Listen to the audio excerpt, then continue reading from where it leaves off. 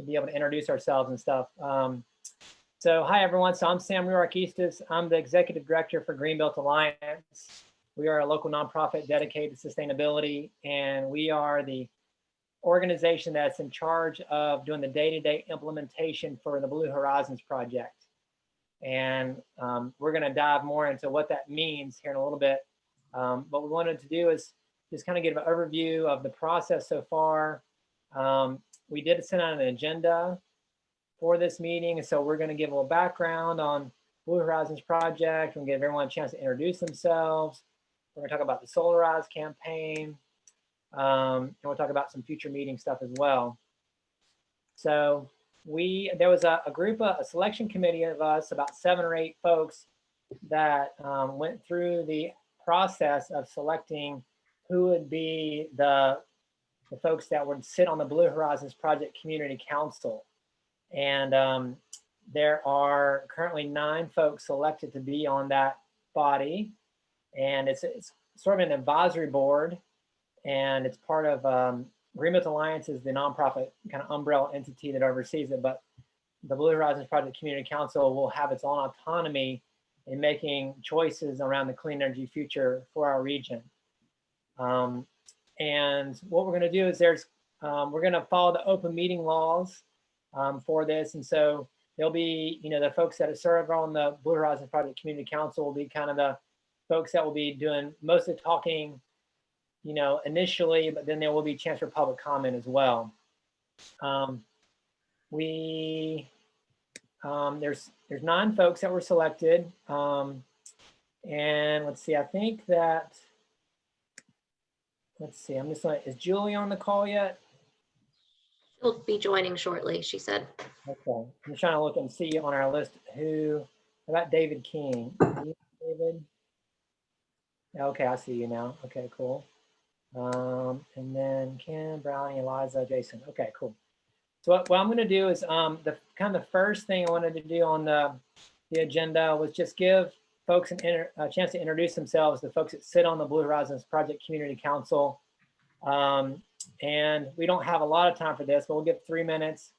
And then, at the end of the meeting, there'll be a chance for public comment. At that time, other folks can introduce themselves and ask any questions or talk about what they're interested in as well. So, and in terms of making it an efficient use of time, I'm just going to call on people, if that's okay. So first off, I want to ask Keith.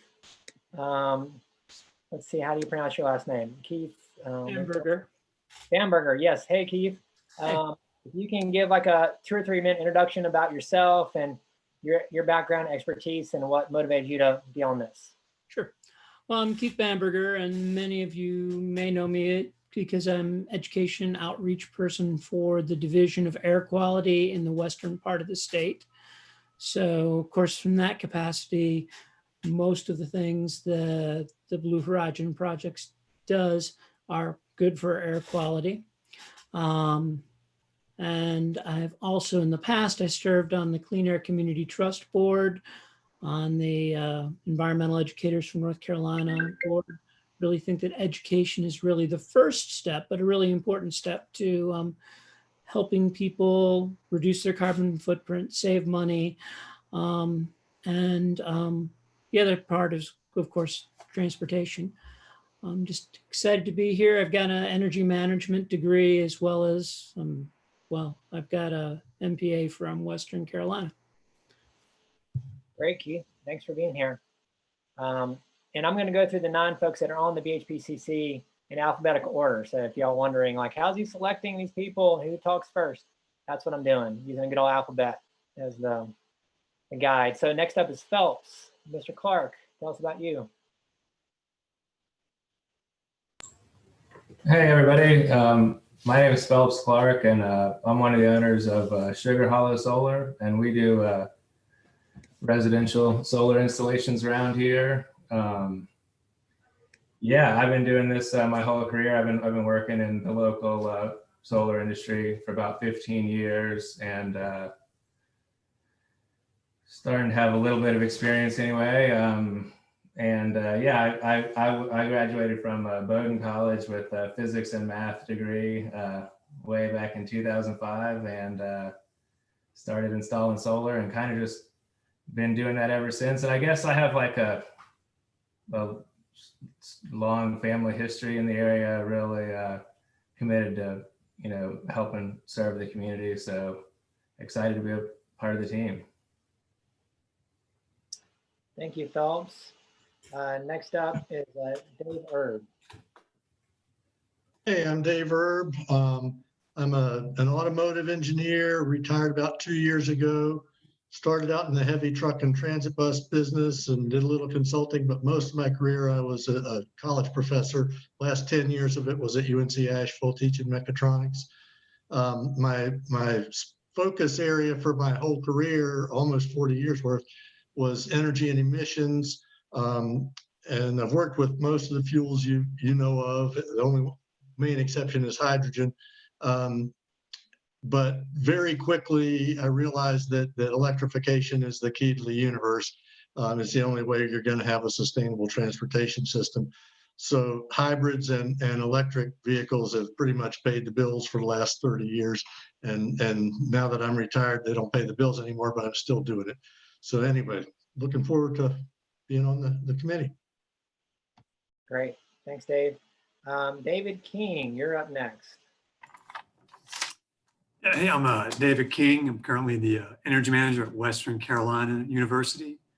Got my start at doing weatherization, actually with Green Opportunities, helped start the weatherization program there. Back in 2008, went on to do a master's at App State in renewables and building science. And I've been at Western for the past 7 years. Last year, we saved 1.8 million kilowatt hours. So for some perspective, that's like adding a megawatt of solar to campus.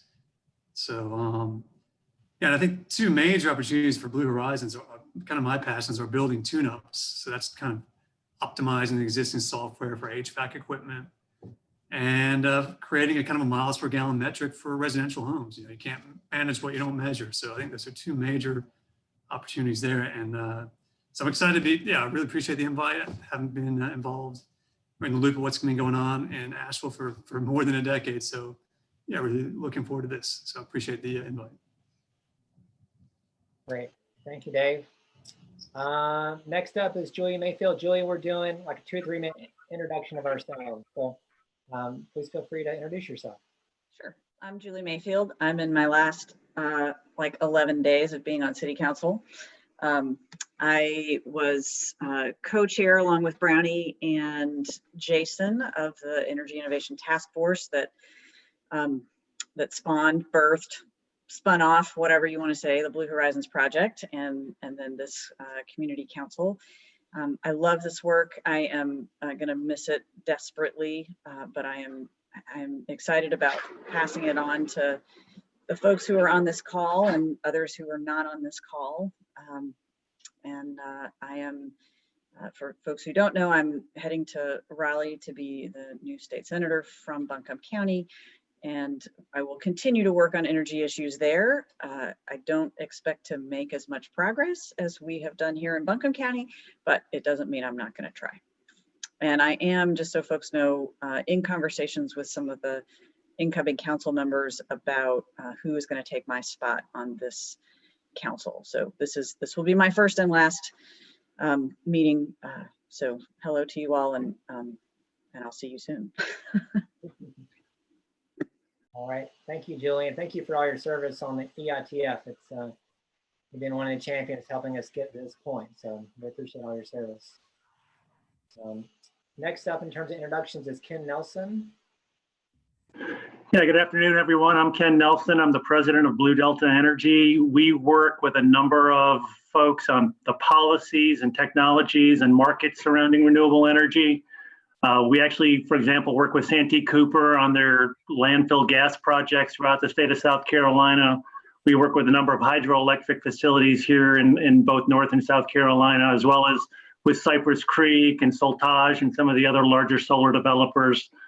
Trying to also advocate for newer technologies such as renewable thermal technologies. There's a lot of work being done right now in looking at how to utilize renewable resources to generate thermal energy, and also a lot of work on storage policies to support potential battery as well as other forms of energy storage.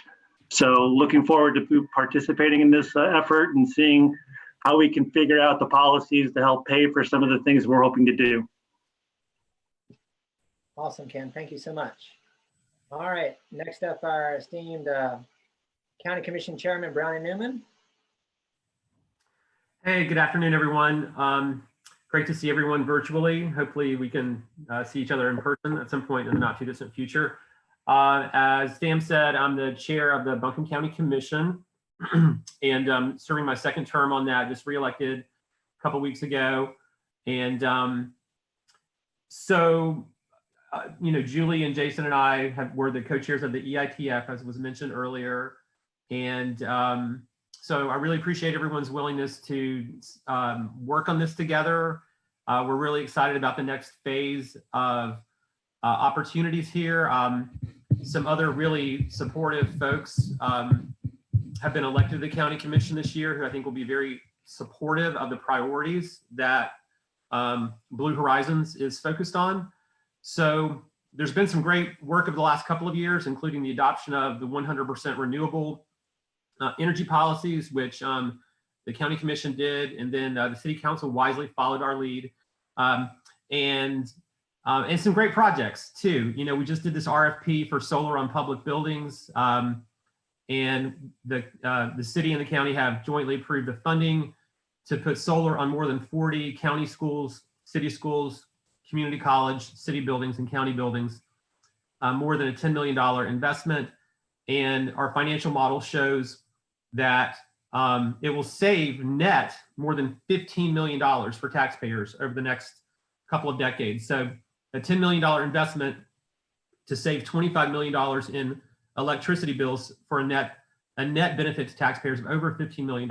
So I think it's giving a lot of momentum to this whole area of work. And of course, we know a lot of the energy efficiency and initiatives are also highly cost effective. So the question is, how do we scale this stuff up, right? Because the scope of the need is much larger than what we're currently accomplishing. So, but we've got a good foundation, and look forward to hearing all the ideas for how we scale it up to the level that we need.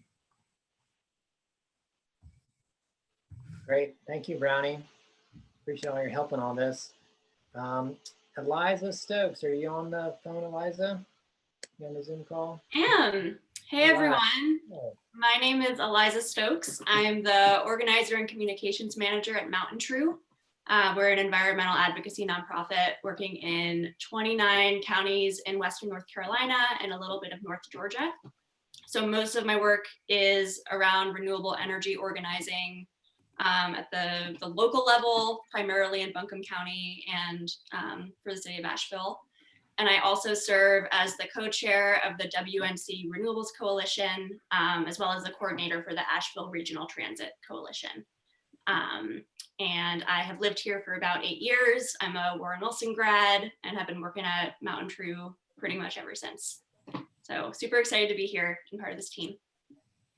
Awesome. Glad to have you on board, Eliza. And last, but certainly not least, is Jason Walls.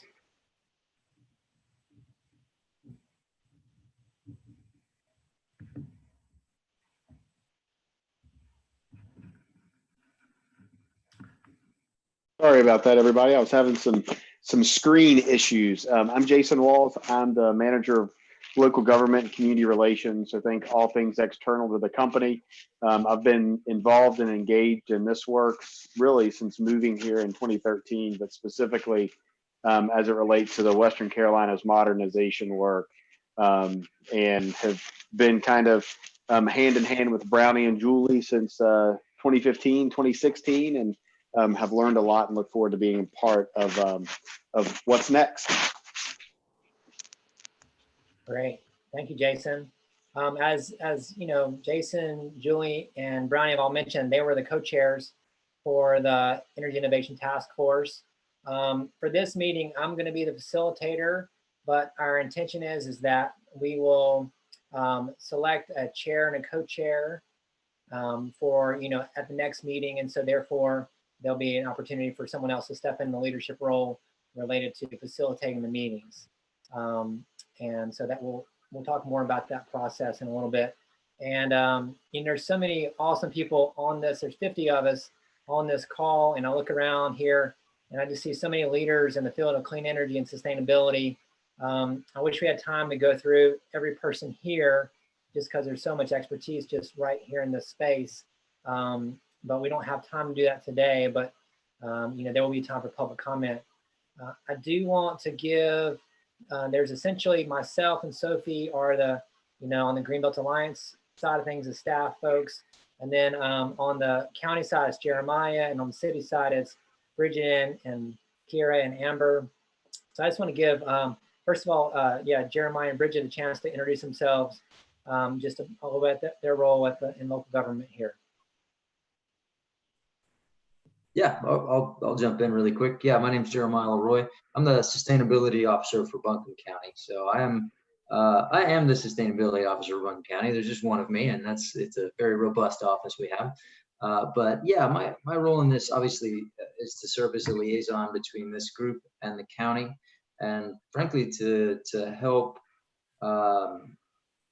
turn policy and ideas into action, and then to help get those actions supported by the county, in addition to obviously working with our elected officials that we have here on the call today, get their support and get their blessing to to fund these ideas and to get projects on the ground. And so I'm very excited about this next phase and about all the people sort of in the virtual room here today. And I'm looking forward to what happens over the next couple of years to move this community goal forward.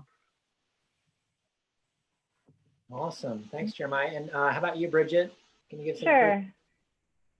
Yeah, hey everybody, I'm Bridget Herring. I'm the Energy Program Coordinator with the City of Asheville. I work in the Office of Sustainability with Amber Weaver and Kira Boulan.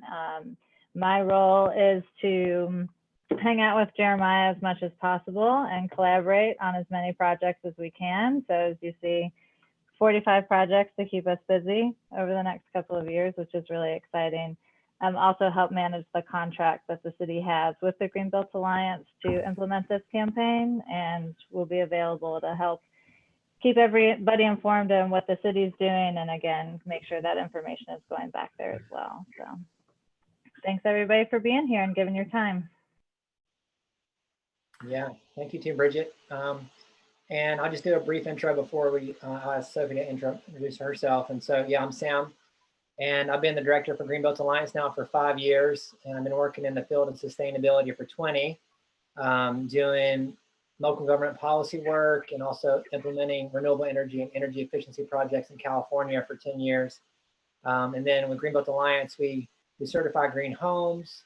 We have a carbon offset program that funds renewable energy and energy efficiency projects for nonprofits and schools. Our current project is doing a 300 kilowatt system for the Isaac Dixon Elementary School. We also do weatherization for low-income homes through Energy Savers Network. And we do lots of educational classes as well for building professionals. So that's kind of our gist. And Blue Horizons Project is something we're really passionate about. We are grateful to get to work on it every day. And now I'll let Sophie introduce herself, and she's the manager of this effort. So go for it, Sophie. Great, thanks, Sam. Before I introduce myself, I'd like to ask Kira Boulan with the city to introduce herself. I'm sorry we skipped over you, Kira. That is just fine. My name is Kira Boulan. I'm the sustainability coordinator, and I work with Bridget and Amber in the office. My role is particularly in doing community engagement and working in support of some of our community contracts, including this one. So appreciate being here. Thanks. And as Sam mentioned, my name is Sophie Molinax. I am the project manager for the Blue Horizons project. I've been working on this since its inception in February 2018. And it's actually what brought me back to Asheville after spending some of my childhood here.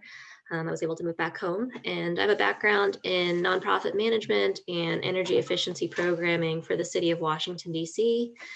I'm passionate about sustainability in all forms and really excited to work with all of the people who are here and also who are not here that we will be working with in the future to move our community goals around clean energy forward. It's going to take a huge lift, and it's going to take all of us. So really excited about our inaugural meeting today. Thank you. Right.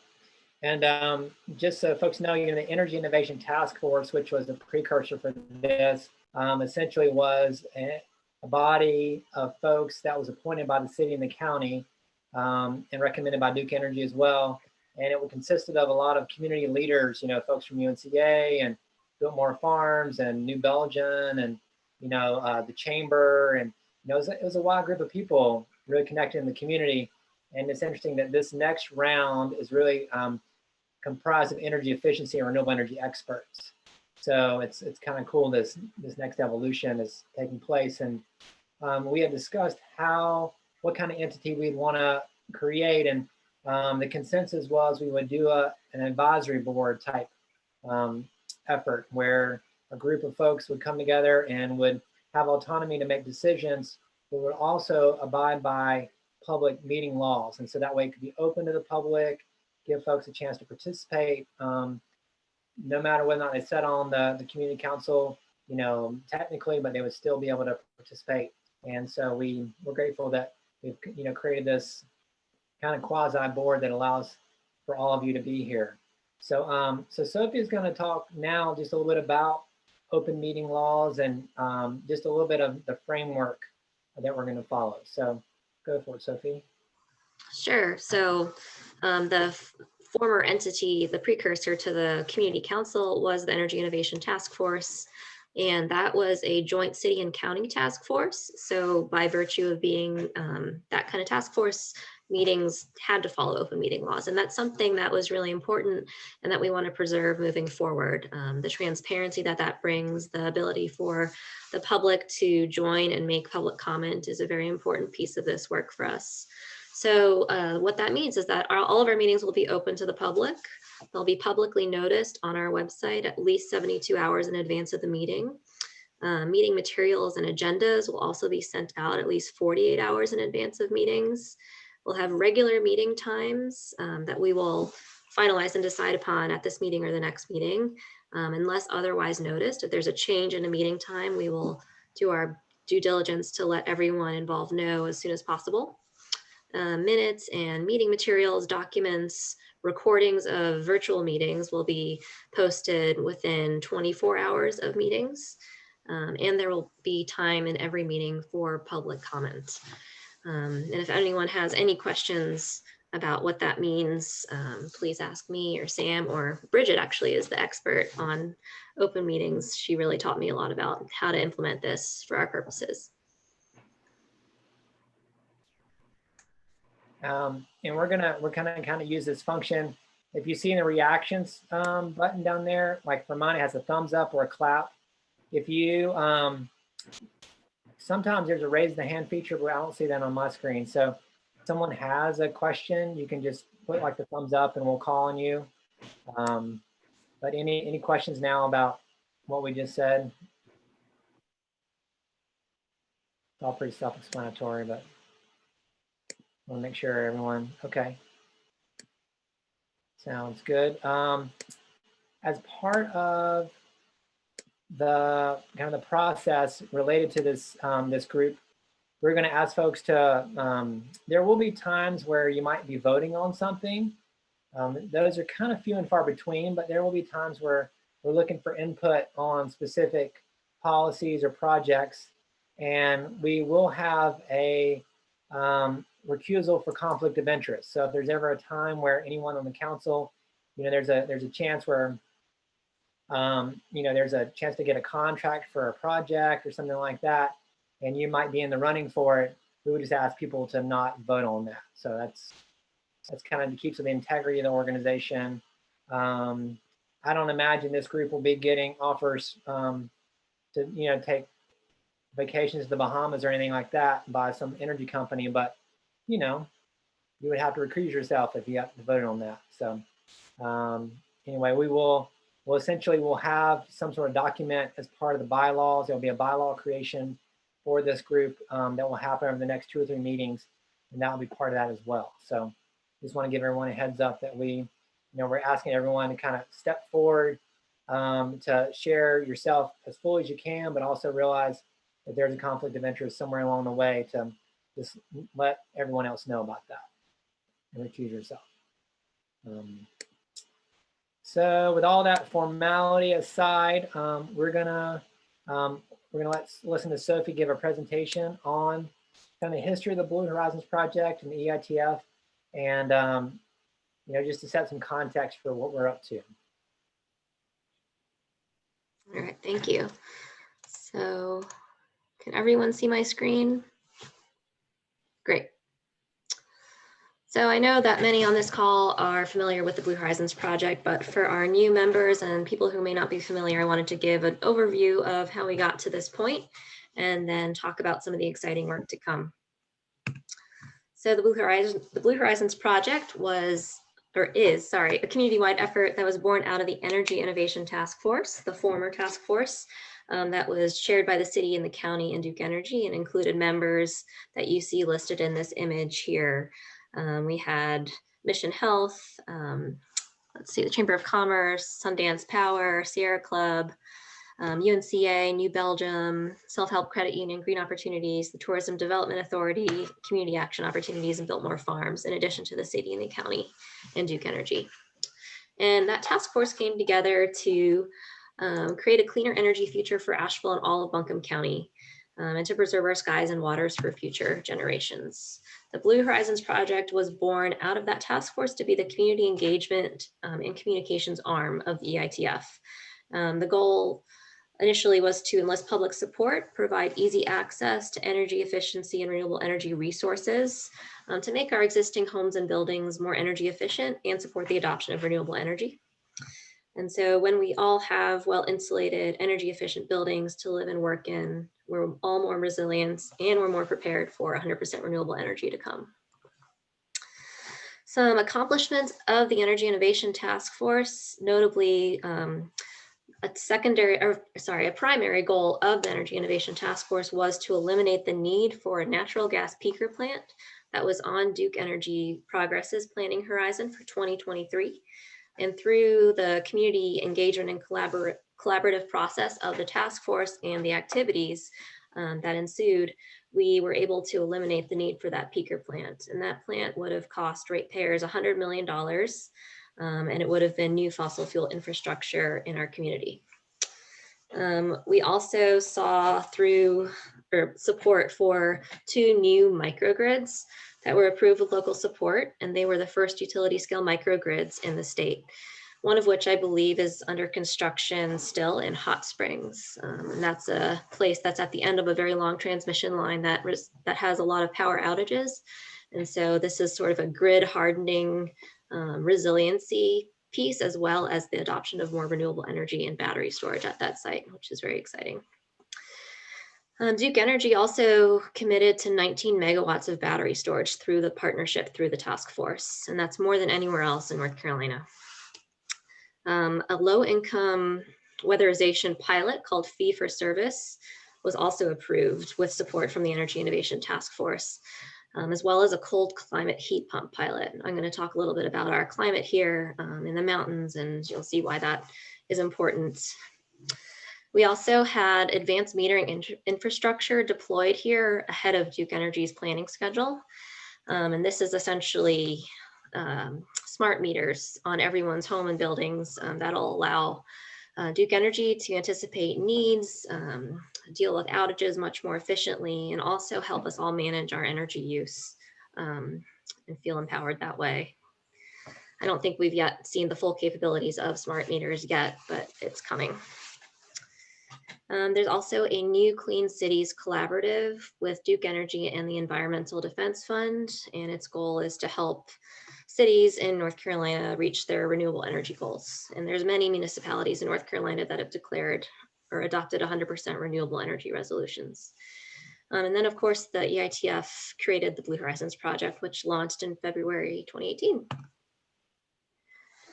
And just a note about how we are funded. We have a joint contract with the City of Asheville and Buncombe County, and Greenbelt Alliance, And that is, the dollar amount is $200,000 for fiscal year 21, which is what we're in right now. Duke Energy is a community partner and financed several $100,000 of research that went into creating the Blue Horizons project, as well as the research project with the Rocky Mountain Institute that provided so much of the data that informed the direction of the task force and the priorities. They are also supporting our low-income weatherization work through the fee-for-service program and a Helping Home Fund, which provides emergency home repairs and health and safety repairs for some of the homes that we work in that are not able to receive weatherization due to health and safety concerns. And that program is actually sunsetting, but they have contributed about $50,000 to that so far. So just a little history of why the Energy Innovation Task Force was created. So this is a community that cares a lot about energy and sustainability, and it's very community oriented, and there's a lot of advocates in this community. So in 2007, Asheville adopted a carbon reduction goal, and that was sort of the start of sustainability initiatives, like officially at a municipal level in Asheville. And in 2012 to 2015, there was a campaign called Beyond Coal that was headed up by Mountain True and the Sierra Club, trying to get our coal plant that was out at Lake Julian closed. And that plant actually did close at the end of last year and has been converted to a combined cycle natural gas plant as of, I believe, early this year. In 2013, Asheville adopts a clean energy resolution, as well as the county adopts a carbon reduction plan. And then in May 2015, Duke Energy announced a Western Carolinas modernization project, which included plans to close the Lake Julian coal plant. This plan also included the plans for a natural gas peaker plant in 2023, which we have now avoided. And this plan is also the origin of the renewable energies and storage goals that Duke Energy is committed to. Let's see. So when that modernization plan in 2015 was proposed by Duke Energy, it was met with a lot of community resistance due to some components of the plan. Folks did not want to have new transmission lines. They didn't want to have multiple gas plants. They didn't want to have this peaker plant. So this was, I think, the Energy Innovation Task Force was a response to that modernization plan proposal by Duke Energy. So they created the Energy Innovation Task Force in 2016. And they met for about 4 years until March of 2020. And to get to know about the region's energy use, the city and the county and Duke Energy went to a Rocky Mountain Institute eLab Accelerator program in 2016, where they researched and studied and collaborated about the energy use and the energy issues in this community. And that led to the launch of the Blue Horizons project. And so what was learned through the work of the Energy Innovation Task Force and the Rocky Mountain Institute is that we have a peak demand problem in Asheville and in Western North Carolina in general. So unlike the rest of the Southeast that has their peak energy demand on the hottest summer afternoons, we experience our peak demand on the coldest winter mornings, those mornings 6 to 10 days of the year that are about 20 degrees. And folks are getting up, getting ready for work and school, taking hot showers, heating up food, turning up their thermostats. And this is sort of like a rush hour on the grid. And this is a problem for us because our utility, Duke Energy, is mandated by the North Carolina Utilities Commission to more than meet the total peak energy demand. So even though this peak only occurs just maybe less than a dozen days a year on those coldest winter mornings, they still have to plan around that. So what we also found through the Rocky Mountain Institute research was that the residential sector is a significant driver of winter peak. So there's a lot going on in this graph, but if you look at the vertical gray lines, that refers to winter months.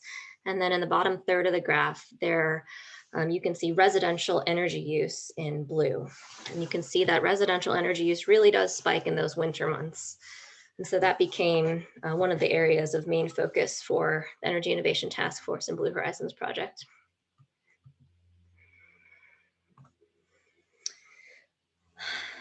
The data also showed that electric heating is the culprit. So we are seeing a shift in new construction and then also in home renovation away from natural gas heating. And this is really driving peak demand because electric heating can be less efficient in colder climates such as ours. And it's really those cold winter mornings when folks are using their electric resistance heat, either in the form of heat strips on an electric heat pump or just resistance baseboard heat, or the resistance heat that is in a typical electric hot water heater that is really driving the peak demand here. So the Blue Horizons project focused on what homes and businesses could do to reduce their energy use and mitigate peak demand. And luckily, Duke Energy does have programs that make it easy to do so. So there's demand response programs called Energy Wise Home for both home and business. There's free home energy assessments called Home Energy House Call for residents in Duke Energy Progress territory. And then early on, we sort of enveloped or joined forces with Energy Savers Network, which at the time was its own volunteer-led nonprofit, and they are focused completely on weatherizing low-income homes in Buncombe County. And the low-income weatherization piece was also a main focus of the Rocky Mountain Institute data for our region. It found that we have about 40,000 folks who are living in poverty at or below the federal poverty level, as well as a high concentration of folks who are experiencing high energy burden.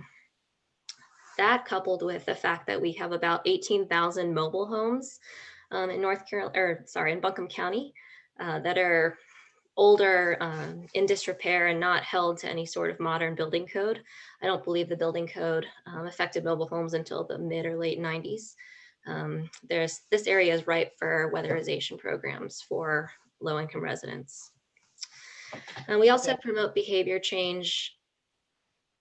Sorry, Sam, did you want to say something? Yeah, I just wanted to add that we've weatherized about 400 homes over the past 3 years.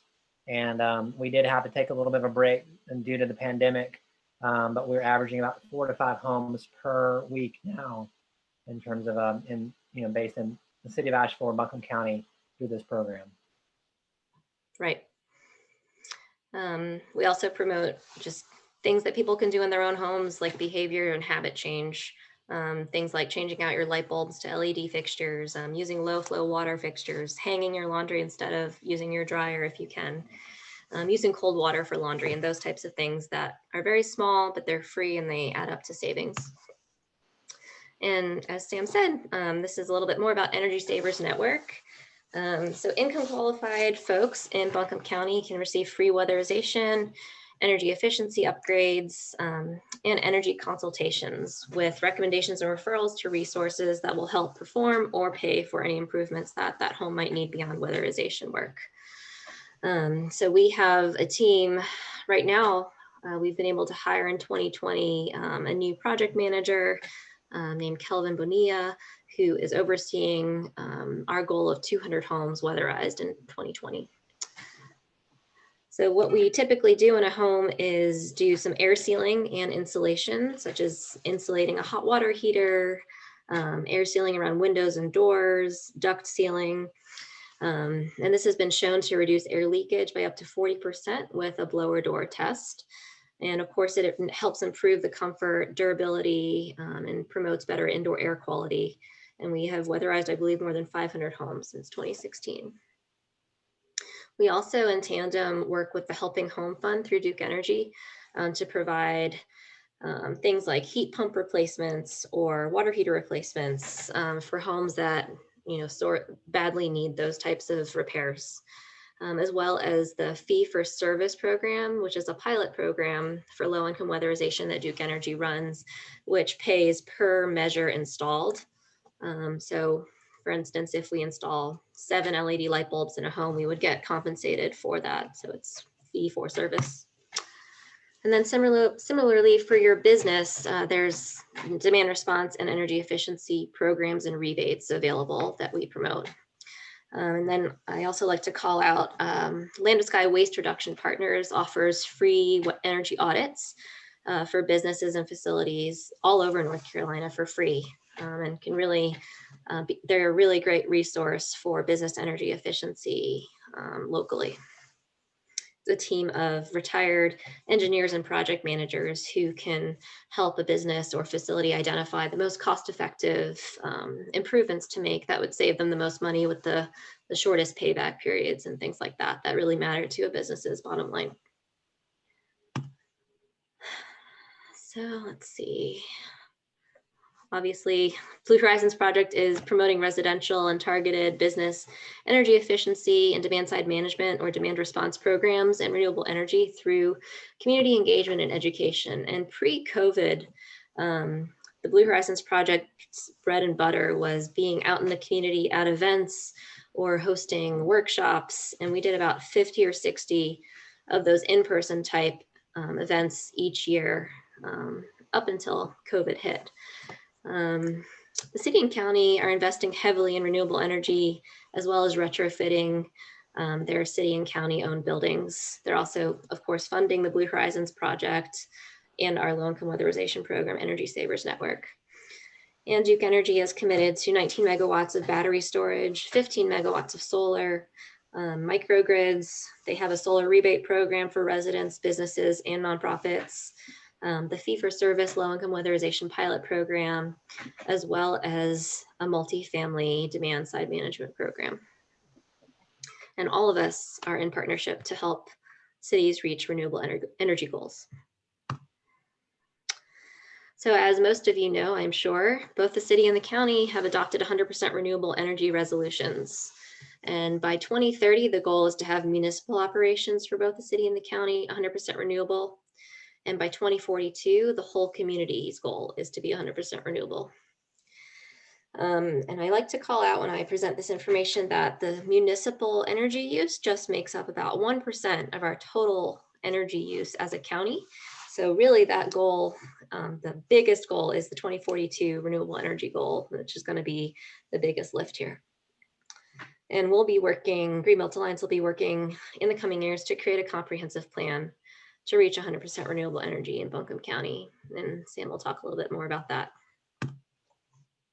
So now I'm gonna stop sharing my screen and ask if John Landy or Ned Doyle would like to say a little bit about the Energy Innovation Task Force or Blue Horizons Project Technology Committee.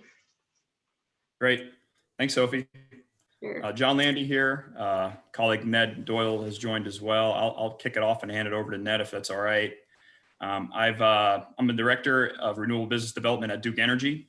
I've worked on several projects in the region, like the Mount Sterling microgrid, the Hot Springs microgrid, our Rock Hill battery, and my colleagues are actually responsible for the Woodfin solar project currently under review by the North Carolina Utility Commission. And I've been working with the ITF and Blue Horizons project since 2016, since its inception, and have been the co-chair along with Ned Doyle for the technology committee since 2019 when Robert Sipes retired. Most of you all are familiar with the tech committee, but just a quick background for those new to the team. The tech committee, or the technology working group, more specifically, was one of the several subcommittees formed when the EITF was conceived, and is essentially the only remaining subcommittee. Really our goal is to evaluate how technical solutions can support the goals of the community. Sometimes we cut across policy and we get involved in economic analyses and things like that because it's hard to ignore those other items when you're looking at clean energy technology. But again, the focus is on what technologies today and which technologies we need to be focusing on to develop further can help us achieve some of the goals of the community. And in this case, Sophie walked through with you all, we're focused on the 100% renewable energy goals for the community by 2042. And then also certainly anything we can do to support the city and the county with their goals as well. The group is made up of a pretty diverse set of folks. Some of them are focused on solar, geothermal, other renewable energy technologies, electric vehicles, energy efficiency, and not only technical backgrounds, by the way. We welcome all types of backgrounds and other folks that are entrepreneurs, regulatory attorneys, policy wonks, you name it. just anyone generally interested in supporting clean energy technologies. We meet the first Thursday of every month between 3 and 5 o'clock in the afternoon, and those are separate from these community council meetings. We even have met regularly through 2020 while we awaited the transition from the EITF to the Blue Horizons Project Community Council. So appreciate everybody's engagement through a challenging year. We certainly were meeting remotely during those times because of COVID restrictions, obviously, and look forward to sometime in 2021, fingers crossed, that we can get back together in person. So I'll hand it off to Ned, who's going to talk a little bit more about some of the accomplishments of the tech committee, but certainly we're excited to discuss how to best incorporate some of the direction and general feedback from the community council into our tech committee plans and goals for 2021. Look forward to those discussions after, sometime after this meeting. So Ned, I'll hand it off to you.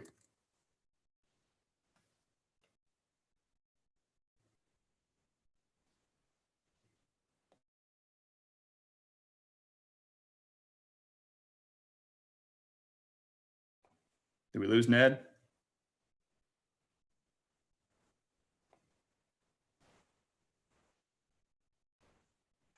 I'm not actually seeing him in the participants anymore, but I will double check.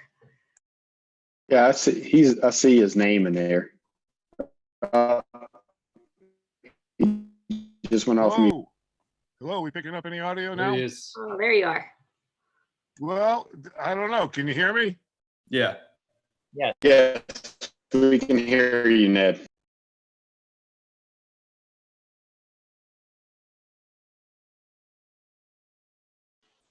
Well, we could hear you, Ned. We can't hear you now.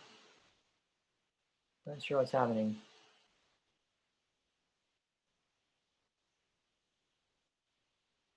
So if you want, I can just kind of run through a quick summary, and then Ned can weigh in if he's able to join us. But you've got a lot of great activity right here, so there's not a whole lot more I need to add. I will say we have been focused on helping support some of the battery storage efforts, and that primarily Duke Energy has been working on with customers and the community. We've got the solar project at Buncombe County that the tech committee has supported. We've focused on AMI deployment and smart meter usage apps, things like that that'll give our customers real-time views of their energy usage, which is really exciting and underway currently. We've been working on a cold climate heat pump, which should help with some of the winter peaking, issues. Hey, John, Ned is back and he's trying to break in. He's trying to cut in on your dance. Hey, cut in, man. Take it away. I can see his face, which is awesome, but I don't hear him. Hey, Ned, can you hear us? Give us a thumbs up if you can hear us. All right, John, you're up. Never mind. Yeah. So anyway, Sophie, I think I covered most of what I wanted to.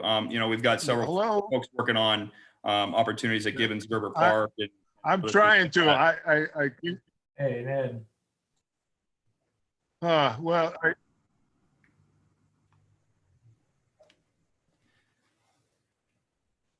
Anyway, if you all want to get in touch with us at the tech committee, again, Sophie's got my contact information. We'll make sure we get it out to the group, and look forward to being in touch with the rest of the community councils, as well as the rest of the community in Asheville and Buncombe County. Thanks, Sophie. Great, thank you. I'm sorry, Ned, that we couldn't hear from you this time.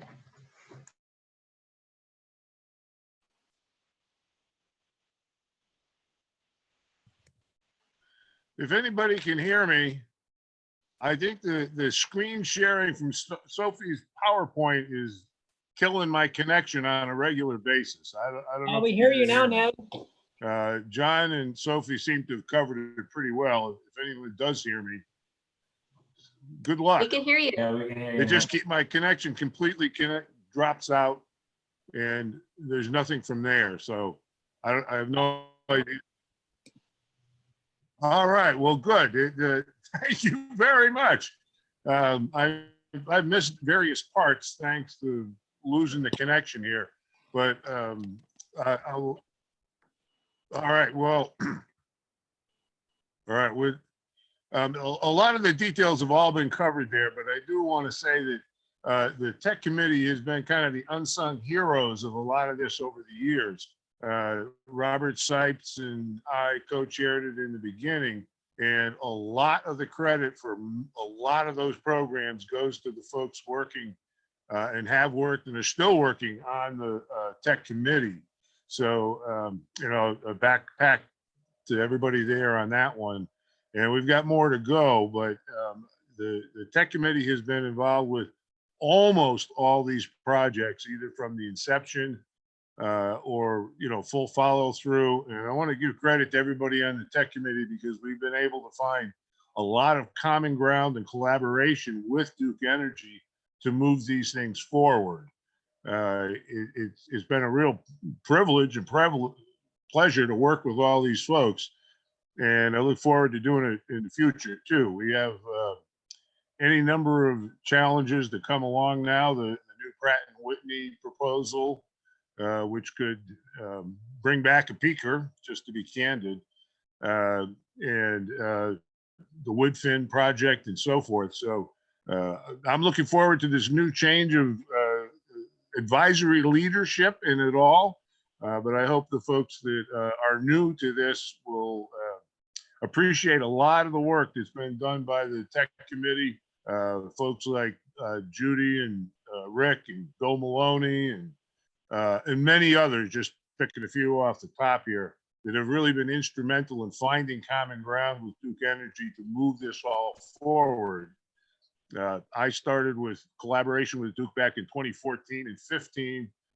Was fortunate enough to go to Rocky Mountain Institute with Brownie and Julie and Jason and John Landy in 2016. So I've been given kind of a longer view on all of this. So congratulations to everybody on the tech team. And we all look forward to the next couple of years of positive developments.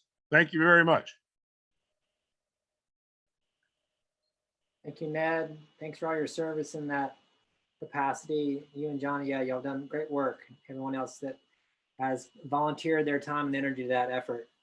Following up on Sophie's EITF presentation, I just wanted to, since Julie, Jason, and Brownie have been with us since the beginning of this effort, if y'all had anything else you wanted to add at this time related to the EITF and the transition to the Blue Horizons Project Community Council.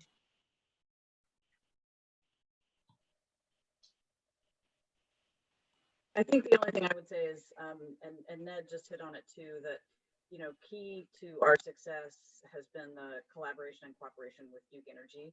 And I sometimes get accused of being an apologist for Duke Energy, and sometimes I am, but there are folks in our community who think that we can be more successful without the utility at the table, and that has absolutely not been my experience for the last certainly four years at least. And we are, as a community collaborative, we are far ahead of any other city in North Carolina with the work that we're doing on energy efficiency and renewable energy, as well as other innovative technologies, all the things that John just talked about that the tech team is doing, and our microgrids and things like that. And all of that has come out of the collaborative partnership with Duke.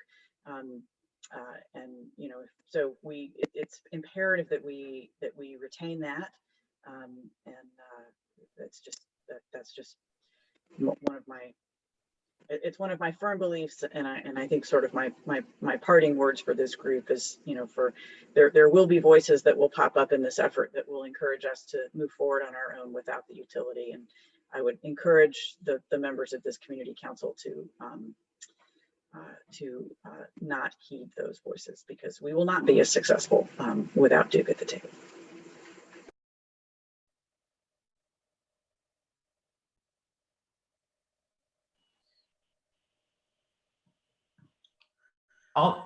This is Brownie. Hey, I'll just share a couple of quick thoughts. I think we're a community that we're fortunate to be in a community that is very supportive of the mission of this project and the folks who are working on it. So we have a lot of community support. I think the community has, you know, in addition to supporting this, has high expectations for seeing this work advance. And so again, just as I mentioned earlier, I think there's good models for advancing this work, but we've got to recognize that, you know, the current scope and scale of what we're doing falls far short of what's needed. You know, just thinking about the trajectory we need to be on kind of across the board, is that either through, you know, a combination of energy efficiency and renewable deployment, even though solar has, you know, solar and wind have grown dramatically in our country over the last, you know, 5 to 8 years as a percentage of generation, we still need to be doing between 5 to 10 times more clean energy deployment through renewables or efficiency every year than we're currently doing to be on the trajectory that we need to be to meet our goals, you know, in Buncombe County, but also just kind of as a state and country to meet the targets that the scientific community tells us are necessary to avoid the worst consequences of climate change.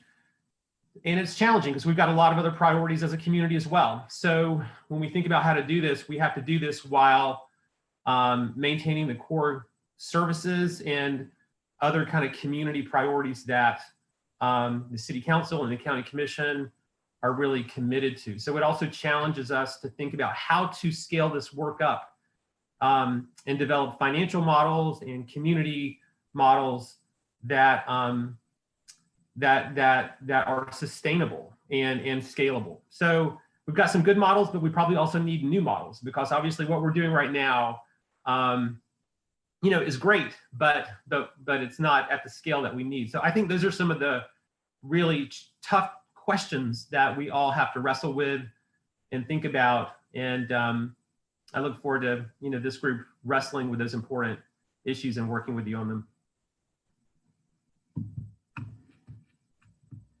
Sophie, I think that Brownie and Julie have covered kind of how we've gotten to where we are just fine. I don't have anything else to add.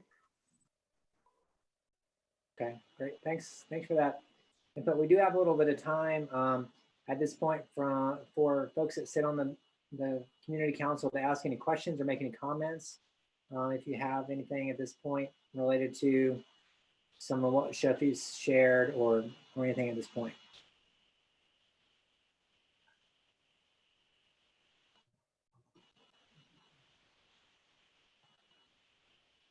I'm not seeing anybody raise their hand or jump to ask any questions, which is fine. That totally works for me. All right. So if there's not any questions or comments at this point, we're gonna go to the next item on the agenda, which is the Solarize campaign, which is a really awesome opportunity for us locally. It's a new project and program for the community. And Sophie's gonna do a presentation on that as well. All right, can you see that screen? I can. Okay, great.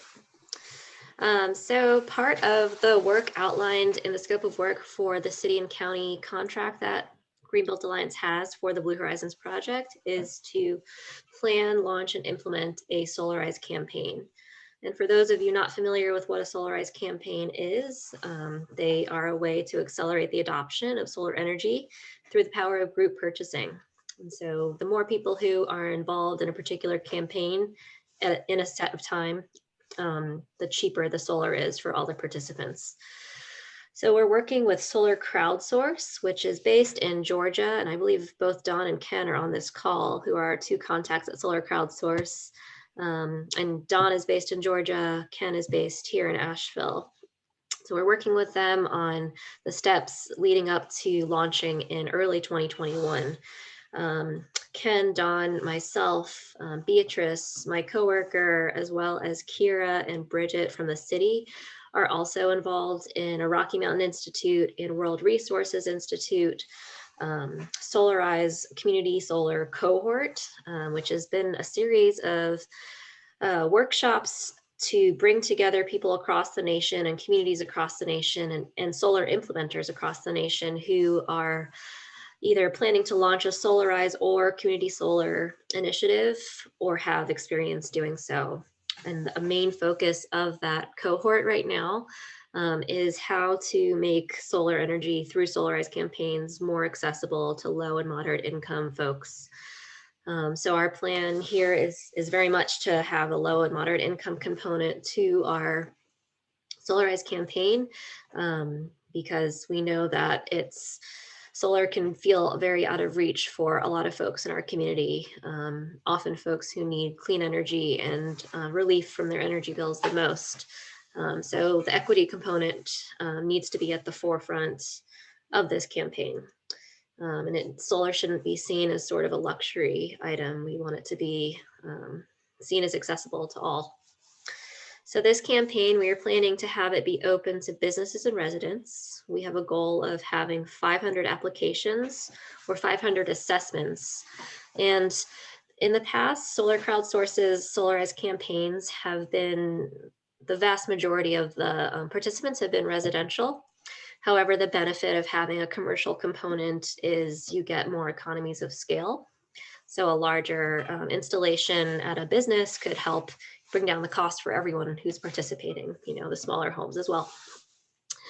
And then we have a goal of 100 installations. And we reach these goals in partnership with Solar Crowdsource based on their experience running about half a dozen other Solarize campaigns in Georgia, as well as the Virgin Islands, where these numbers do play out. The average savings per project is projected to be 20%. And right now the work is reaching out to different community members and organizations to form a steering committee comprised of community organization members to help steer the Solarize campaign from launch to completion. And the goal is to have every installation completed by the end of 2021, both for purposes of having a campaign start and finish, and then also to take advantage of the federal tax credit for solar, which sunsets at the end of this year. We will be, one of the first steps will be launching an RFP process to select one solar installer to do all of the solar installations in the campaign. And then just the benefits of a Solarize campaign to participants who are thinking about being involved. You get the benefit of having vetted contractors, vetted materials, free evaluations, a more streamlined process. Hopefully there will be trust because this is a community-based campaign, and then discount on the cost of solar. The benefit to a solar installer is they have a greatly reduced customer acquisition cost. The Solarize campaign platform through Solar Crowdsource will enable some of the early legwork to be done already before there's any interaction with the solar installer. And hopefully it'll lead to an improved permitting process. Will also be focused, I believe, just in Buncombe County. So it'll be a limited geographic area, and it's good business for a local solar installer.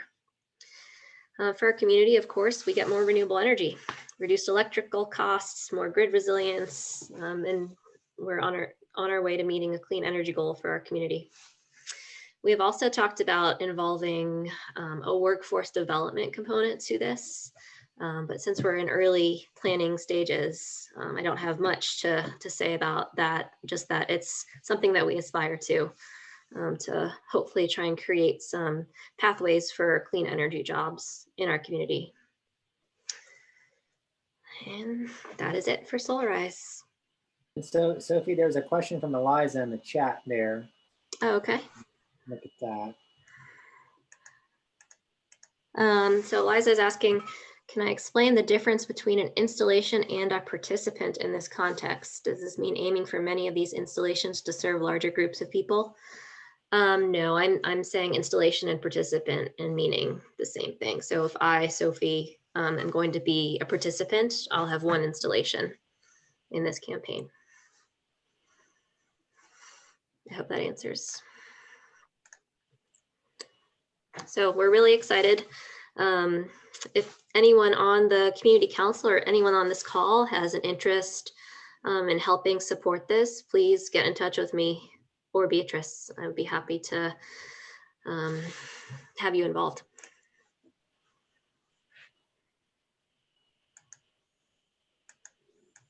Oh, I'm sorry. I'm seeing the confusion now. Sites versus participants. In the chat, Rick and Judy have said, my slide said 100 sites, but more participants. So participants may not end up getting an installation. We just want 500 people to sign up and get an assessment and see, if the numbers work out for them, if their, roof integrity is suited for a solar installation and that kind of thing. So what I've learned from Solar Crowdsource is that about 20% of participants end up going through with an installation. I hope that clears that question up. And let's see, David King is asking, how will you address homes that I encounter with 20-year-old fridges, failing roofs? Will they have to have weatherization addressed first? That is definitely a point of discussion with the Rocky Mountain Institute and World Resources Institute cohort, and something that I think we will have to address here as well. And so I can foresee this campaign giving us an ear or an eye into folks that we may not have encountered before that could be candidates for some of the programs that we promote, such as Home Energy House Call, or if they're income qualified, Energy Savers Network, weatherization. But yes, I would love ideas and to talk more about how to address, the whole reduce before you produce scenario. Chris is asking the estimated time frame for starting this. We are hoping to launch in early 2021. So the time frame that's been laid out for me is about 4 or 5 months of signing people up and doing assessments, and then 4 to 5 months of actually doing installations. You want to have like a very concrete period of people signing up, just to create a little bit of pressure for folks to sign up in that time period and to join the campaign soon. And then we want to have all installations complete by the end of 2021. And I think those are all the questions right now. Anybody else? Folks, feel free to use the chat feature or just Can I make a comment? Oh, sorry, Sam. Oh, raising my hand. Phelps, what you got? Hey, everybody. Yeah, I think this is interesting. Working in the local solar industry, we've been through some Solarize campaigns before. I think back in like 2014, and it really did get a lot of interest going. We did Solarize Asheville with the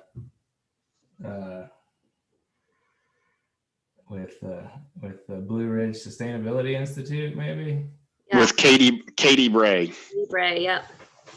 Katie just moved back to town, and then she did several additional campaigns. They were called Clean Energy for Asheville, and then Clean Energy for West North Carolina. So yeah, I've had a lot of experience with, I guess the first one was really interesting because it was nonprofit funded. It was like funded by a grant, and that was really powerful. That seemed to really make the savings like a reality. And I, having experience with doing Solarize with a for-profit, another company, it's sort of interesting how it all works. And I would just, well, I probably have to recuse myself of any vote on the issue, but it would be interesting to talk about like who we think the installer is going to be, and kind of like looking at the the strength of our local installer community, and just kind of analyzing it, just making sure we really look at all the details and how it's really going to play out. I know, for instance, at Sugar Hollow, we're planning on doing like 140 installations next year, which is just a drop in the bucket. It's sort of like along our growth trajectory. And so I can kind of like, I feel like we can kind of understand like how the numbers work out on that many jobs and stuff like that. So it might be worth, I would want to be cautious about the promised savings and looking at other potential ways we could work as a community to do something similar. So just something to think about, because I don't know. Yeah, those are really great thoughts and points. And I don't want to say that it's a promise of like a guaranteed 20% savings, but this is what the solar crowdsource campaigns that they've run in other parts of the country have seen historically. So that's what I'm basing that off of. And then Dave Erb is asking, will more than one installer be involved? And that was a question that I had too. If we're thinking about, 100 solar installations, maybe it'd be better to, pool resources and have multiple installers involved. However, I don't foresee that being the reality because of complications in the logistics of how the installations could go. I can't speak like in very detail about that, but just based on what I've been learning about Solarize campaigns, it tends to be the most efficient and logistically smooth to have one installer involved in a campaign. And in that Solarize Asheville 2014-15 campaign that occurred here, it was just one installer as well, I believe, and it was Sundance Power. And I also wanted to speak to the low and moderate income component just a little bit more, because I neglected to say what I had intended to say about that. And that is that we will have to be really creative and need a lot of ideas on how to make this a reality. So I have heard examples from Solar Crowdsource and others across the nation who have included low and moderate income components in their Solarize campaigns, and what it can look like really varies. So there's examples where you get a donor who can provide some seed money, and then you go after matching grants, and you have a fund essentially that can help pay for the installations on low and moderate income households. Either 100% or 80% or 50% of those installation costs could be covered. The argument is that if you cover 100%, you may not be able to serve as many folks as if you covered just part of the installation, like 50% of the installation with those funds. And then we also have to think about, ways to finance solar for folks who may not be able to afford it upfront as well. So encouragingly, we had someone from Self-Help Credit Union on our last RMI and World Resources Institute call, who was talking about different financial products and ways to help pay for solar and also energy efficiency improvements at residences. So a lot of it is unknown. That's why we're all here, to bring our ideas together and all of our resources and our networks. It certainly feels like a lofty goal, but I know that this community is certainly ready for it, and we have really great people at the table. So I'm looking forward to everyone's involvement and support. Yes, Ned. Yeah, I'd like to just toss in for a second here that kind of following up on Phelps' observations here. There's a myriad of details with the Solarize program that are difficult and we need to work with, and it's very complicated. However, the most problematic thing to me is this idea of one installer in Western North Carolina. That it's we're short for time, so I won't go into it, but I really would recommend strongly that the campaign look at some way to spread this out. If you're talking 100 installations, even 2 or 3 installers, we've got plenty of capable people around here. It's hard for smaller businesses to take on that much, and which defaults to the larger players. And from any number of standpoints, I just highly recommend looking into this to see how we can get even a couple, even 2 or 3. And it may seem smoother, but trying to get have one contractor. I'm familiar with what happened with Sundance and the other Solarize campaign, and I support the Solarize program. Let me be clear. but the reliance on one contractor, I think, is going to create a few other problems farther down the road. So maybe we just go and it works. That's good. But I really would encourage everybody working on the Solarize program to come up with a way to incorporate at least a couple more installers to make this work, out of the chute. That's all. Good luck with it. I'm not trying to be negative, but it's a real issue to give it to just one installer in Western North Carolina. It's just not, kind of speaking, it's not really fair with what's going on right now. That's my opinion. Good luck. I support it totally. Bye-bye. And that's very good feedback, Ned. And I think we all, would like to see that happen. And there will be a steering committee. I guess that's one of the next steps, right? Sophie, is the steering committee, those who want to be on the steering committee. It's different than this group, but it's a group that basically will end up selecting who will do the installs, and then also the kind of community campaign around outreach and getting other organizations involved, and finding the participants and getting the sites done and all that sort of stuff. So anyone on this call or if you know of someone else that wants to participate, please let us know, because we'll be, I guess that group probably will be getting together fairly soon, right, Sophie?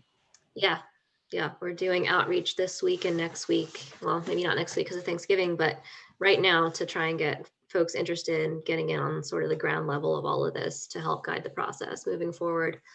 I did see Phelps and Sean have their hands raised here, so I didn't see who was first, so please.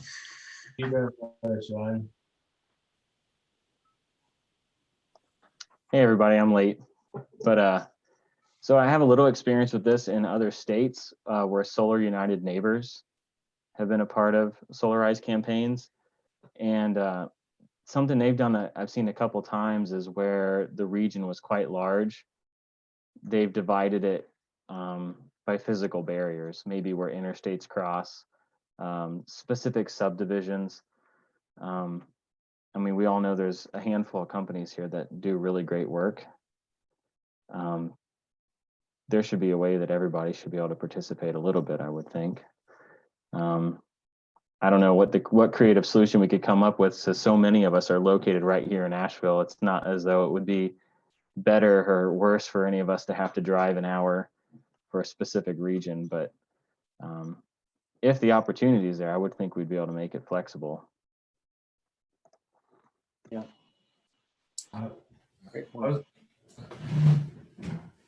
Sorry, I don't know if it's my turn now. I was going to say kind of the same thing. I definitely support, getting as much solar as we can in Asheville. And I think, Solarize campaigns are a great way to shake things up. I mean, when Katie did the second two rounds of Solarize Asheville were called Clean Energy for WNC and Clean Energy for West North Carolina. And we had at least three installers. So the MB Haynes was the commercial installer, and Asheville Solar was the residential partner, and Sugar Hollow,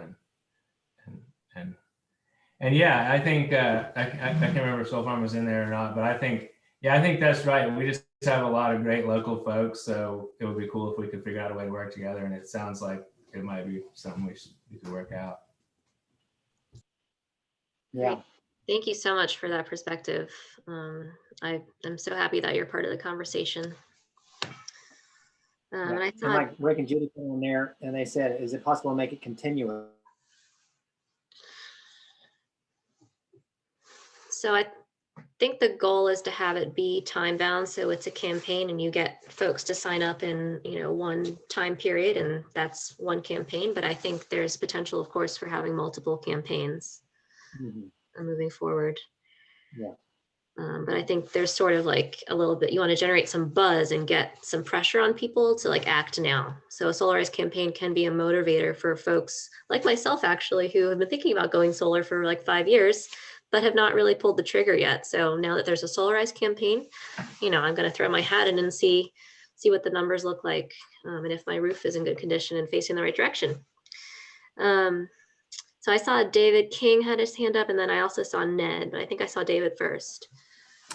Yeah, so I just want to say real quick, when we were doing weatherization for Green Opportunities, giving away a free weatherization program, and we really struggled to give it away. And it was surprising that we couldn't give it away at first until we were, I mean, to be honest, we're two white guys walking around in a minority community. And until we identified those community leaders, that's when we really got implementation. So this is specifically Burton Street community, until we identified like leaders in that community like Dwayne Barton. And until we build that trust, that's when things really got rolling. And I would assume most of you guys have connections with a lot of that community, but I was surprised at how much struggle it took giving away a free program. But just one point you're making me think of from the past.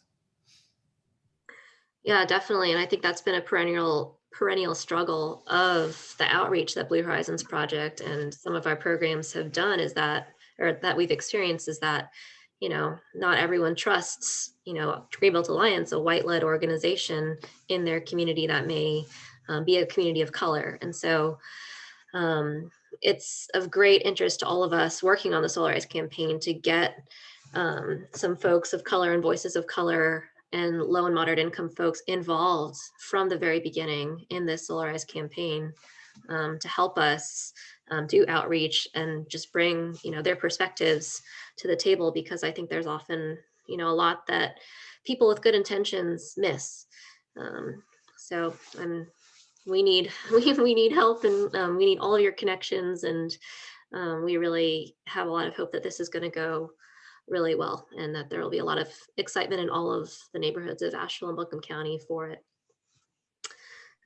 Ned, did you have another comment or question? Not really.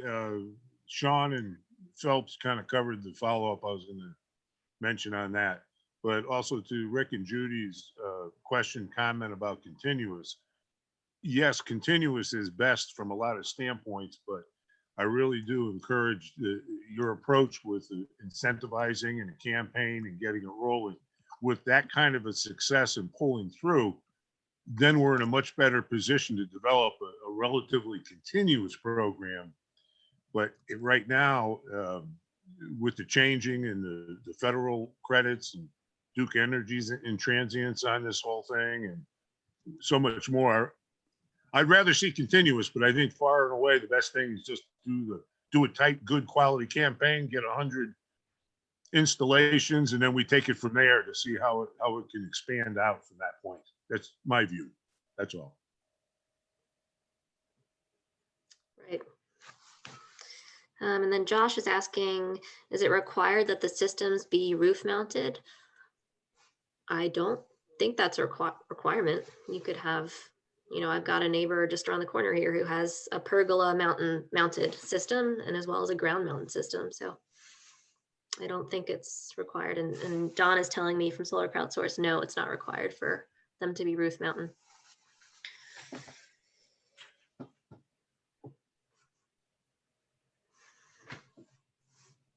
Great. This is the exact kind of thing that we hope that this group will do. We're gonna balance it between like bring new projects to y'all to get your input and to get your support on and to help guide us. And with also we'll be having some open opportunity for new things to just emerge from the group itself. So this will sort of be similar to what we'll do in future meetings. Anything else? I see David King, you still want your hands up? I don't know if that's just kind of No, I'm good. To try to down. Anything else before we move on to the next thing? Okay, thanks everyone for the discussion on that. The last item, of substance to talk about for the agenda is a strategic plan for the 100% renewables. Meeting that goal. And as part of the scope of work that the city and the county asked us to do for, as part of the, running the Blue Horizons project was to work on this. And so there wasn't any money in this fiscal year to work on that, but we wanted to go ahead and try to get some money to initiate something. And so we just applied today for a 2-year grant from the Candido Fund to fund our efforts locally to look at, the financial, the policy, the technical, all the elements of what it would take to move ourselves to 100% renewable energy by 2042. And we broke it up into kind of two parts of a plan, one for 2021, one for 2022. And I'm not going to go into all the details of the scope of work right now, but essentially we have asked for some money to do that. And it was essentially the Cadmus report, as some of y'all might know, if you haven't read that yet, there's a report called the Cadmus report that was looking at what it would take to move us in that direction. And it was pretty broad. It highlighted a lot of the policies that need to change on a state level or national level in order to get us there. But it didn't really dive into details related to what we should do locally, other than the city and the county, of course, solarizing their own buildings. And so this plan will look at, things like where should storage be located, possibilities of other microgrids, what are the campaigns should we run on a residential, commercial, industrial scale, really kind of driving deep on kind of more of the granularity around what it will take to meet that lofty goal. So we have applied for that money. We should know probably by mid-December if we get it. And if we do, then we'll be bringing it back to this group to kind of talk about the scope of work, what resources are needed in terms of people power and expertise. And then, from there, start moving on. So any questions or comments about any of that? Yes, Ned. You swatting at flies? Are you saying hello? 4 weeks without deodorant. I'm just moving the air. What can I say? The long meetings. In approaching 100%, and I might have missed this earlier because my connection keeps dropping out, but action items along those lines. The first one, which I think most are aware of, but need to be, is responding to the Woodfin landfill solar project and the resistance from the public staff based on cost. I know Sophie sent out some material, and I hope folks will get involved with it. It's really the short thing is they've got some really flawed metrics for deciding that this is too expensive. It's like saying, well, we can build straight roads in the eastern North Carolina that are flat, and that's cheaper than building roads in western North Carolina because they're curvy and there's hills. So we're not going to build any roads in western North Carolina. So it's along the same lines. It's totally viable. So I hope there'll be some interest and support in reviewing it. One suggestion was go with community solar to make up the perceived difference, which would actually be a great idea, but so be it. But I hope folks will brush up on that, find out what's happened, and lend support to get that project to come through. It really makes sense on so many levels. And the second one, which is emerging, I'm working through the tech group with it right now, is providing some kind of a format, a framework for addressing the demand and the issues with the proposal for the Pratt & Whitney plant down in Biltmore. That's going to be a massive load, and there's, the ideal scenario would be to take advantage of all these incentives and go for net zero right out of the chute before they even start building, which is the most cost-effective, profitable, easiest way to do it. And I can go on about that longer than most people want to hear. But that's coming out, and we're going to circulate some information and questions in the tech committee itself. But keep that on the radar. We've got time with it. It's still in process, and there's some opposition and so forth. But the Pratt & Whitney proposal will have, if it goes through without good energy policy, let me put it that way, if it goes through traditionally, it's going to be a real problem for our energy picture in North Carolina, potentially another peaker plant, higher rates, ratepayers, and much more that is all involved with it. And there's a real opportunity for both Pratt & Whitney to make money, save money as an investment, as well as Duke Energy to develop a modern grid infrastructure to take advantage of what Pratt & Whitney can and should do in terms of their energy profile if this project goes forward. So just on the table, we're moving forward, not going backward. Thank you. So Jason and John, let me ask, I mean, I don't know the degree to which that facility is under construction. I know certainly a lot of land clearing has happened. I mean, I think it may already be coming out of the ground. So Jason, I know you all often assign a particular person at Duke to big facilities like this. Do we know if that's happened? Can that happen? Yeah, I mean, so Julie, I'll just a little bit. Everything here is about timing, and Brownie, quite frankly, likely knows more about this than I do. But I really think, once these projects like this are announced, there is a period of time where they still have to go through a permitting process and their design, construct. So they're not building anything yet. They're clearing they have started moving soil. And so, I really believe that now is not the right time to just jump in and engage on these things, because there's other work that has to happen.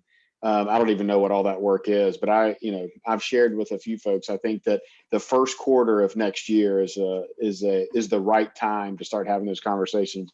And yes, the company will be assigning an account manager that'll help manage those accounts and make sure that they're taking advantage of all the program offerings and all that kind of stuff. But I don't think now is the right time, but I do think there will be a right time. We just don't want them to get too far into their design work. My concern is that they actually already are, that they've done their design and they're probably just going to be moving forward with permitting once the whole package is approved. So anyway, I think, I know you are good friends with Ben. Ben is a key person in that whole deal, and just make sure that they understand, if you would, make sure that they understand that, this is an issue for our community, and nobody will be happy if we have to build that paper plant because of them. Understood. Yeah.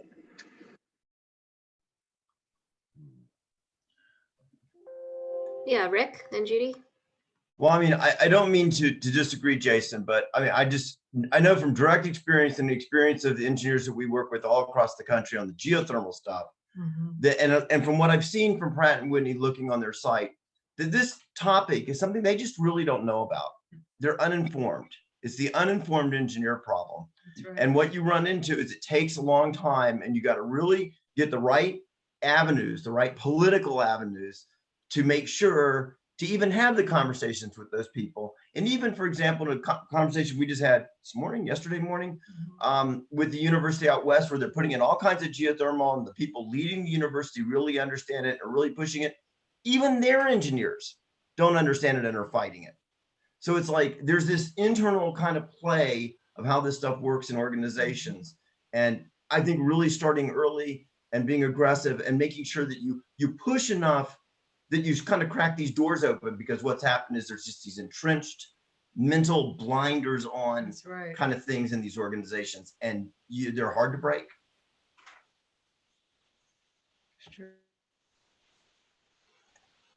I wanted to follow up on the Woodfin Solar site, if we have a moment. I saw that the expert witness hearing had moved around a little bit, and it looks like it actually happened yesterday. And someone I work with in the Renewables Coalition mentioned that the clerk's office said there wouldn't be a decision on that until March of next year. So I don't know if maybe Brownie or Jason have any updates on what's going on with that, but would love to know what our opportunities are for any further public engagement, if there is any.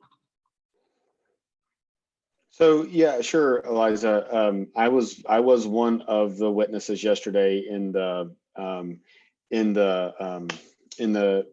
hearing, and so there is it's my understanding it's a 60-day. They have 60. They'll decide within 60 days. So whatever that kind of comes to. So maybe it's a little sooner than March. The record is open, so people can certainly file supportive comments in that docket, or file any comments, not just supportive comments, file any comments in that docket while the docket is open and being considered by the commission. And so, yeah, that's still open to do, even though that the hearing was the actual, I guess the legal hearing was held yesterday.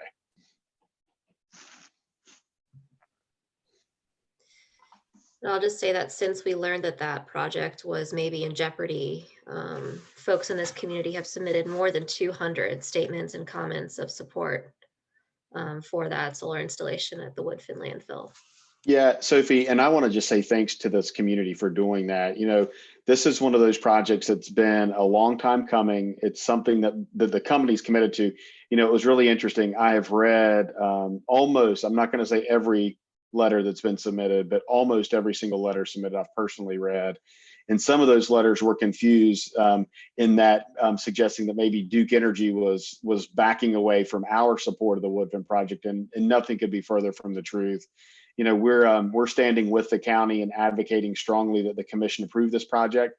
It's one of those projects that the way that I've described it to a lot of people, it was really that rallying cry for this community that is a big step toward the county's the county's move toward 100% renewable. So the company we're all in, and we were advocating strongly to the commissioners yesterday for its approval. For those of you who may have watched it live, it was live streamed. I hope that they saw that through the questioning from our legal counsel of the public staff witnesses. And so we're excited to be an advocate with this community and look forward to the continued advocacy from this community.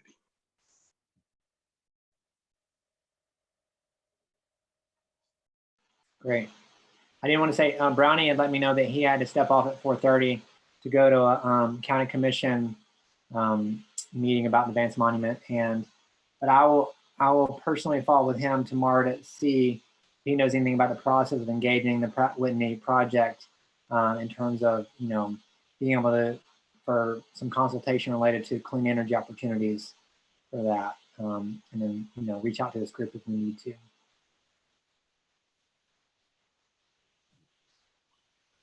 Okay. At this point, is there any more questions or comments about any of that? Ned, yes. Yeah. Very quickly, I hope to follow in Rick and Judy's comments and Jason's about Pratt and Whitney. The very fact that they're moving dirt now, which is what I understand, is exactly the reason to talk to them now about geothermal. You don't want to go back and dig it all over again. I don't know at what point they're at. It may just be killing the trees. I don't know. But this is the time to discuss these things. And secondly, there are, to my knowledge, at least 2 and possibly 3 or 4 representatives from Duke that have been working with Pratt and Whitney in terms of the large accounts and programs and so on for quite some time now. So in that regard, that's really good. But my understanding, that's the qualifier, is these are traditional, conventional accounts. And there's, again, to my understanding, there's really no innovation involved with it. It's just business as usual for a great big industrial client. And this is an opportunity to really take a look at the bigger picture, not just for the community, but for Duke Energy. I mean, I'm promoting Duke here to look at this as an opportunity, kind of a cornerstone for an advanced regional distribution system, storage and solar and so forth. And yes, there is a timing involved, and I understand what Jason's saying. It's going to be a while. It's a long haul, but the longer we wait to bring these issues up and the opportunities put them on the table, the more difficult it will be to implement them as time goes on. So specifically for the group here, the community council, I just want to get it on the radar that time does matter in this case. That's all. Thank you.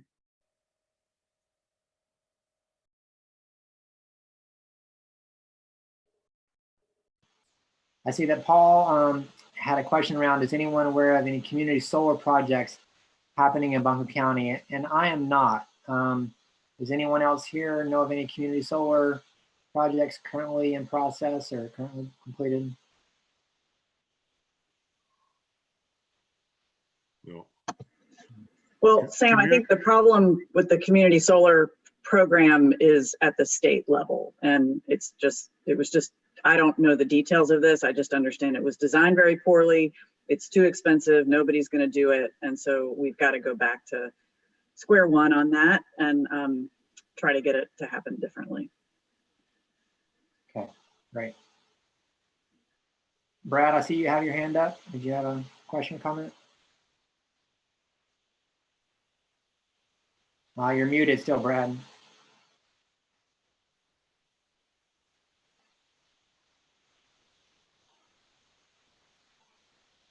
unmuted. Okay, there you go.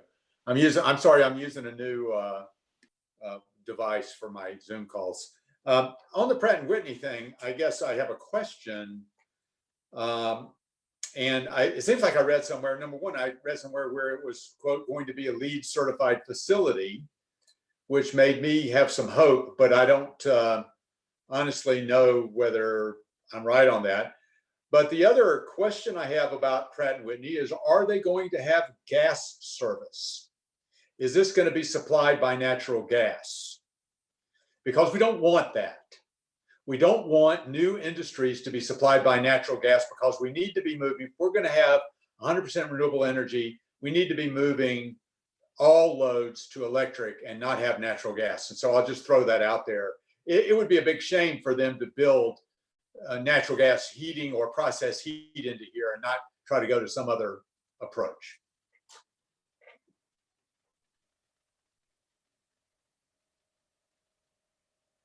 Good point. All right, so we will be having natural gas there. I believe Dominion Energy has already been working with them. There ought to be a way for us to ban that. There's unfortunately not a way for us to ban that. Yes, Rick? The one thing I forgot to say about these interesting calls we've been having with these folks about geothermal in particular is it's exactly the same thing as what the county has uncovered about solar. These projects are a profit from day one.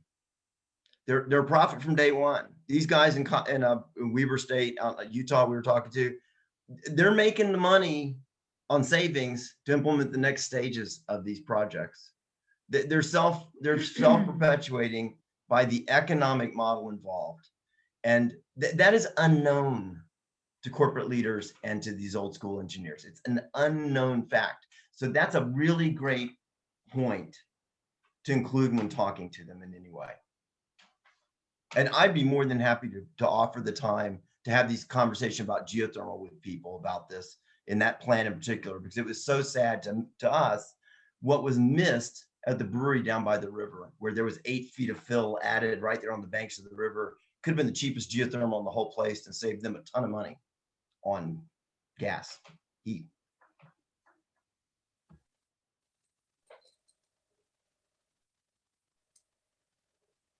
Right, thanks, Rick. And then Chris put in here a comment about connecting with Rayathon's Office of Sustainability, and in terms of being able to see if they know any more information about that. So Sophie and I will take that on as we can initiate that inquiry. Yeah, unless Ned has already done that. I think Ned is spearheading this effort, to my knowledge. Well, yeah, I'm here to take the blame if it goes south, and the credit goes to everybody else if it works. Standard procedure here. But I'm not sure spearheading, but at least trying to coordinate an initial draft statement from the tech group outlining the economic benefits and opportunities for the community, Duke Energy, and Pratt & Whitney to work together collaboratively on this. And I think we'll have something out to share in the next week or 10 days or so, maybe sooner. But I want everybody to pitch in. It's an excellent opportunity for us to work together and really move things forward. Brad's point is awesome. Same with Rick and Judy. We just got a great opportunity to continue moving forward here. So I'm herding the cats through the open air fish market right now. Thanks, Ned. Can I just add, I mean, I kind of know what the strategic plan is going to look like based on my study of energy. And it's going to look like we can't be using gas. So to be 100% renewable, you cannot use gas. So this is directly against the community's goals for 100% renewable energy. For them, if you're using electricity, then all we need to do is to get that load electrified. But if they invest in gas now, then that is just a slap in the face of our community goals for 100% renewable.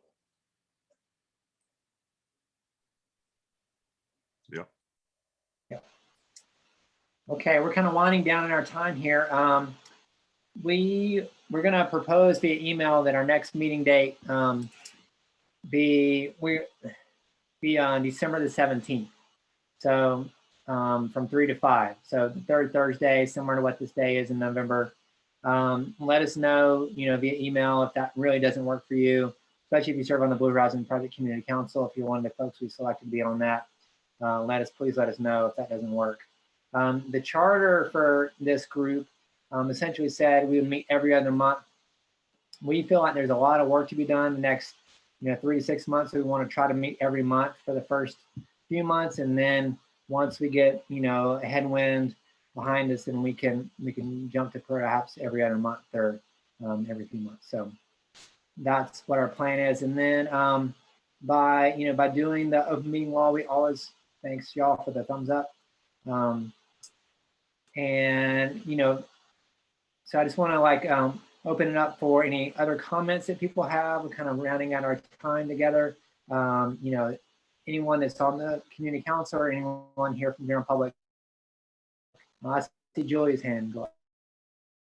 Thanks, Julie. Yeah, so we have talked about at the sort of the leadership level, the idea of expanding this council. Maybe y'all talked about this before I jumped on, but to 9 people, but we talked about whether maybe 12 might be a little bit of a stronger group. Plus we have nothing against you, wonderful white gentlemen, but we have a lot of you, and we need more women and we need more people of color, as we have talked about. So so I just want to put that on the table.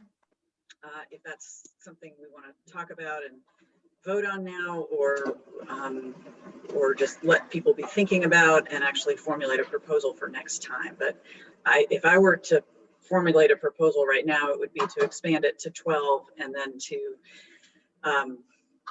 really focus in on finding some more women and people of color, even if they don't necessarily bring a lot of the expertise that we're wanting. As it turns out, I think as we went through the process of looking at the applications, we realized that perhaps we were a little too rigid in having all these classifications that people needed to fall into. I think we thought we were being very broad, but in fact, we didn't get people in all of the categories.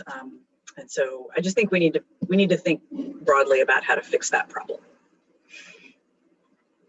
Indeed, and Sophie and I have been talking about this a lot, and we agree that being able to expand it to add more people of color and diverse perspectives and women also to the group is definitely something that I hope that the group will consider. We had planned on having that being a key topic of conversation next time, looking at the membership and then get recommendations on who should be invited, and so we'll go ahead, and we have the things that we're talking about next time. We're talking about like adding more members, discussing the leadership structure and who will be, looking at the chair and the vice chair, looking in the charter and the bylaws, looking at working groups, and talking about the Energy Savers Network sponsorship program. So that's currently what we have on our agenda for next time, but are of course willing to entertain other things if people have them. But yeah, we agree. I think adding a couple more members would be helpful. And let me just say one other thing before I shut up. If our new, whoever replaces me will also have positions on other boards and commissions within the city. I don't know what time, we don't know who this person's going to be. We don't know what time all those other committee meetings are going to be. So I would just ask that we maybe, this group, not commit to a specific day and time yet, until we sort of know who's interested and then what other committees they might be being assigned to. So, thanks.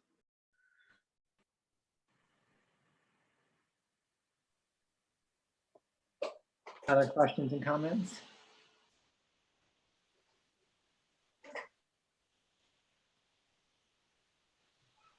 Yes, Rick. I just want to, I guess, reiterate, as others have said here, Brad and Ned and everything that, and Brownie, we really got to think beyond just solar and electrification, or we will not achieve elimination of carbon pollution. And that I believe is the #1 goal of what the effort is in the long run.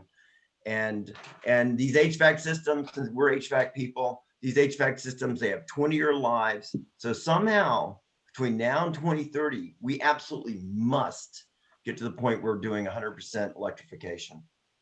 And like I said, it's a done deal. This stuff all makes money from day one. The financing is all there, the money's all there, the know-how is all there, but the know-how is not there in people's current engineers. And this is a real problem. And we have to figure out how to break through that. And we've been giving some presentations, and we'll be glad to give presentations to any kind of group on that front. And we're also making an effort. We happen to have a client, engineering client, who is going to be putting in a bunch of wells, geothermal, and they have said, we would like to help create a new lower cost geothermal well driller in town. So a problem here that everyone drills 6-inch holes. So if anybody on this group knows of any buildings going in, knows of any efforts where we can create some synergy and go to a well driller and get somebody to re-rig for far less expensive drilling, this would be a very positive thing for eliminating carbon pollution. Let us know. Great. Brad? Yeah, I just wanted to say, having sat around the table with the EITF for the whole period of time, that I'm very happy that we are constituted again in some form, and I am very excited about what we might be able to do as a community. Honestly, the Pratt & Whitney thing, now that I think about it, it just kind of makes me mad. And maybe I shouldn't be, but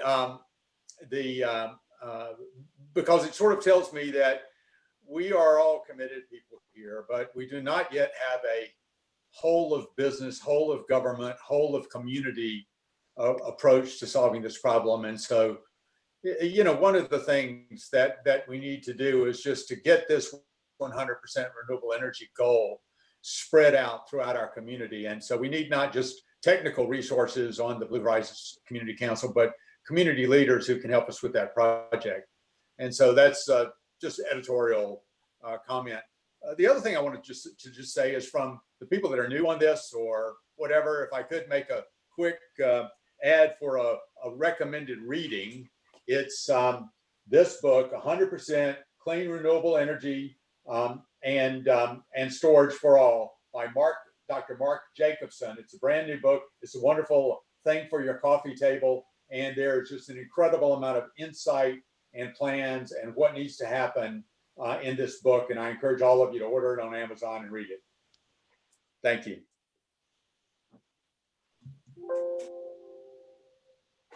Brad, will you type in the name of that book so I can add it to the notes for the meeting? I'll send you an email. All righty, thank you. Or I'll send you an Amazon link so you can buy it yourself.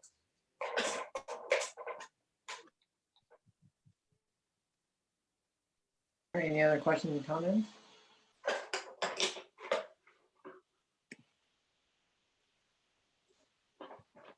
Well, seeing none, I just want to say that, you know, this meeting format is ideal in some ways because we can all sit at our house and see each other, but in other ways it's difficult to sometimes run a meeting with 40-something people and make sure everyone feels included and valued and everything else. So thank you for you know, navigating this tricky process with us. I guess we're all used to meetings in this sort of format by now, but it is a little difficult. So we're doing our best, but, you know, please provide any input to help us navigate this in the most effective way possible. If you got any ideas for us to how to make this sort of meeting, you know, in a Zoom format better, we're happy to hear those. So, you know, feel free to email Sophie or I, and you know, be on the lookout also for that, you know, that link on the Blue Horizons Project website. That's the kind of the page that will list the meeting minutes and agendas and you know, times and everything else. That'll be kind of the resource of documents and everything like that too. So we're here for you if you have any other questions or comments along the way too. Dan, can I just say one more thing? This is, as it turns out, as I check my calendar, my last official thing as a city council person for the city of Asheville. And I love the fact that I'm going out on one of the issues that I think swept me in, and probably the thing that I have spent more time on in my time on council than anything else. And again, want to commend those of you who have stepped up to help carry this mantle forward, and say good luck, and stay with it. It's you all know it's good work, and we already have and we can make a huge difference, not just in Asheville and the state of North Carolina, but even in the country with the things that we do here. So thanks very much. Yay. Thank you, Thank Julie. you, Julie. Thank you so much for your leadership and your service over the years. Indeed. Thank you very much, Julian. Thanks, For those Julie. new folks, for those new folks on the line right now, I should point out Julie was one of the key players to get this whole thing rolling in the very beginning, and made the connection to the Rocky Mountain Institute, and has been tireless throughout it all. So thank you very much and good luck. Yeah. Yeah. Let's hope it's just uphill with you're in the Senate. Good place where you can have some influence. Well, this was becoming so easy, so I just had to go do something else.